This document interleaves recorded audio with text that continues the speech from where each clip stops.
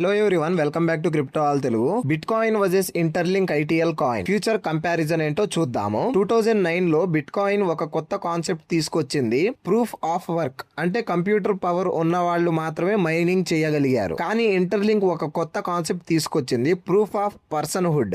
ఇక్కడ computer power కాదు, real human కావడమే ముఖ్యమైనది. బిట్ కాయిన్ లో ఎర్లీ మైనర్స్ ఎక్కువ బీటీసీ సంపాదించారు. ఇంటర్లింక్ లో అయితే ప్రతి వెరిఫైడ్ హ్యూమన్ కి పార్టిసిపేషన్ అవకాశం ఇవ్వాలని లక్ష్యంగా పెట్టుకుంది ఈ ఇంటర్లింక్ ప్రాజెక్ట్. బిట్ కాయిన్ ప్రపంచానికి డీసెంట్రలైజ్డ్ మనీని పరిచయం చేసింది. ఇంటర్లింక్ మాత్రం ఏ యుగానికి సరిపోయే human identity plus blockchain ecosystem నిర్మించాలనే విజన్ తో ముందుకు వెళ్తుంది. బిట్ కాయిన్ లో మైనింగ్ కోసం ఏఎస్ఐసి మిషన్స్ ఎక్కువ ఎలక్ట్రిసిటీ అవసరం ఉంటుంది. ఇంటర్లింక్ లో స్మార్ట్ ఫోన్ ద్వారా హ్యూమన్ వెరిఫికేషన్ చేసి నెట్వర్క్ లో పార్టిసిపేట్ చేయవచ్చు. అంటే bit coin proofs computer power, interlink human identity. Bit coin ఏంటంటే మనకి ట్రెడిషనల్ మైనింగ్ అన్నమాట. అంటే మనం ఒక బ్యాక్ ఎండ్ లో ఒక వర్క్ మనమే చేసి పెడితే గానీ మనకి ఒక కాయిన్ అనేది మైన్ అవ్వదు. సో ఈ ఇంటర్లింక్ ఏంటంటే నార్మల్ మైనింగ్. మనం జస్ట్ ఒకసారి మైనింగ్ బటన్ క్లిక్ చేసి మైన్ ఐటీఎల్జీ క్లిక్ చేస్తే మీకు ఐటీఎల్జీ అనేది రివార్డ్ గా ఇస్తారు. అయితే ఒక విషయం గుర్తుంచుకోండి, బిట్ కాయిన్ ఇప్పటికే ప్రపంచంలో అత్యంత పెద్ద క్రిప్టో కరెన్సీలో ఉంది.